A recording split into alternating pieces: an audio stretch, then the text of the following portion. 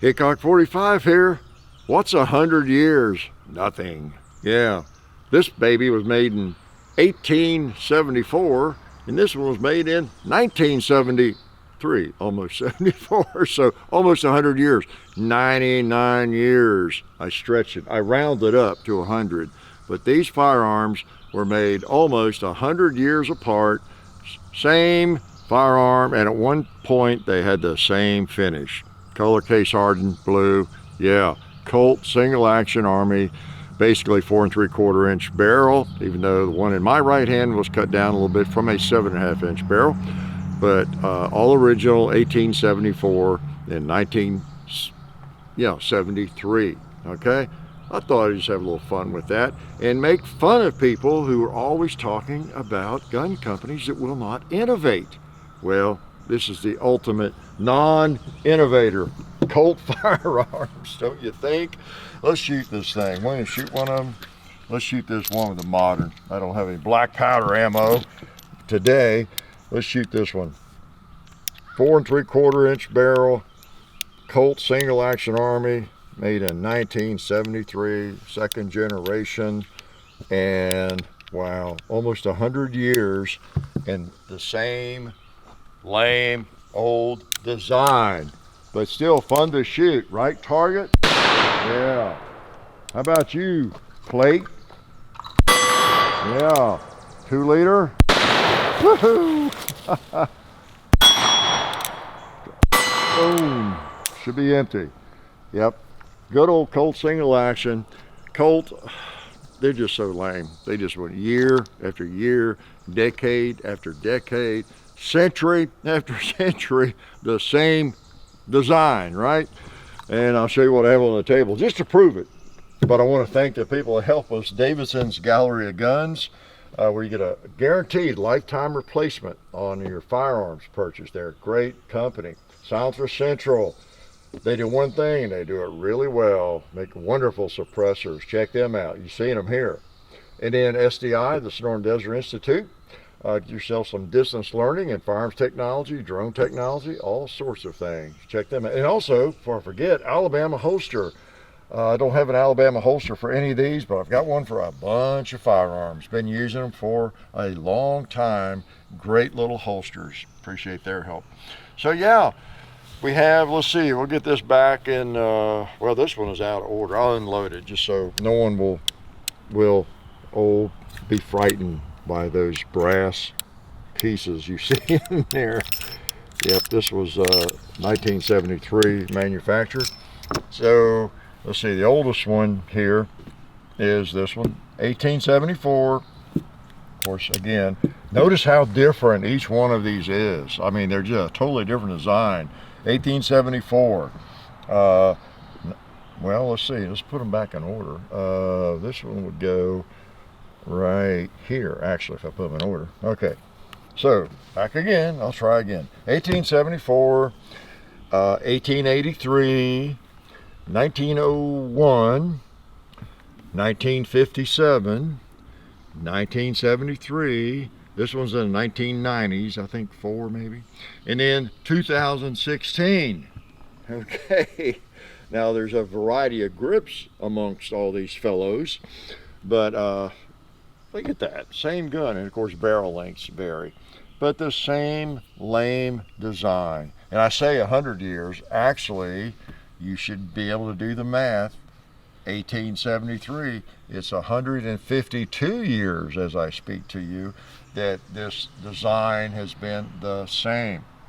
So maybe it's not that essential to innovate every couple of years and change your design dramatically.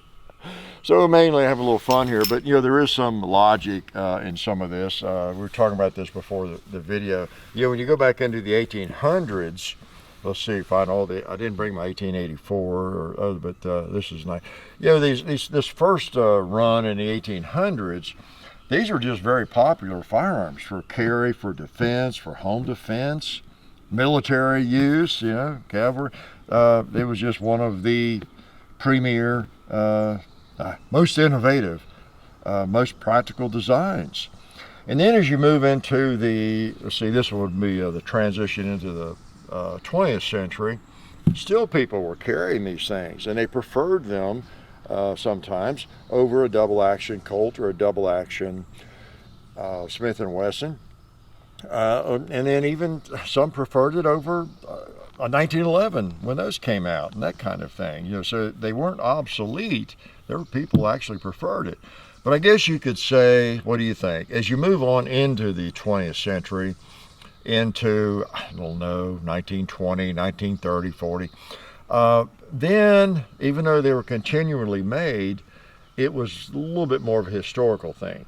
And people who were buying them, not as often for defensive purposes, but as a target shooting firearm, because of the history, what an interesting piece of hardware it had been for so long, and just fun to shoot, feel great target shooters or whatever. And of course they would serve as a defensive firearm as well, and even today. But so we move on as we moved into the 20th century, and in the 21st century, it's a little more of a nostalgic thing perhaps, because of all the history. And again, they're just so ergonomic, great design. They're a Colt, they're fun to shoot, and it just as all the clones are, and the Ruger Vaqueros and others. So they just won't seem to die. We don't want them to die because of that history, and for sports shooting, for fun, defense if necessary, they're just hard to beat. So for whatever all those reasons, this specific firearm, the Colt Single Action Army, failed to innovate. If only Sam Colt were alive and to see that his company, when he started, just laid down on the job and did not change this thing very much at all. You know, so far 152 years. That is pretty pathetic, isn't it? And I'm going to let you go with just a couple more shots. Which one should I shoot? How about the same one I got dirty? Well, I'll shoot this one. This one was made in the 1990s. Let's load it up, put some ammo in it, then shoot it before you have to run. I'll load 5. You can load 6. You got the safety notch, but we're going to load 5. I prefer 5. It's a habit. It's a pretty good habit to get into. A lot of people do it that way. If you go to a shooting match, you'll definitely do it that way. All right, 45 Colt. How about you, target? Yeah, man. And listen, we got to shoot the cowboy, don't we? All right, cowboy.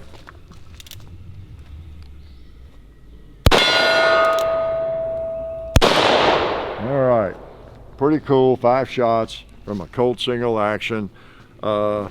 Just a lame design, hadn't changed in 152 years. Maybe as we move into, I don't know, as I speak to you, it's 2025. Maybe by 2027 or 2028, they'll redesign this thing and make it worthwhile. You think? Life is good.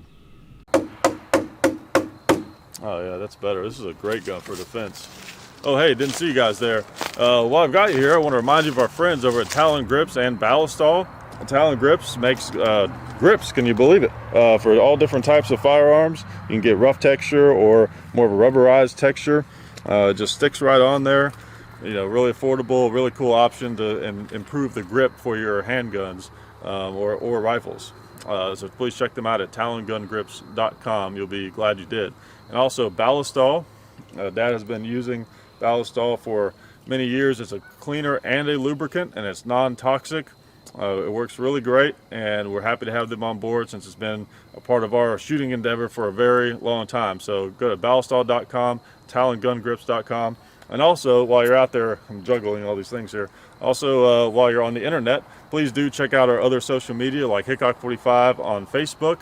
There's also Hickok45 on Twitter, The Real Hickok45 on Instagram. There's a John_Hickok45 on Instagram where I do some things. There's Hickok45.com.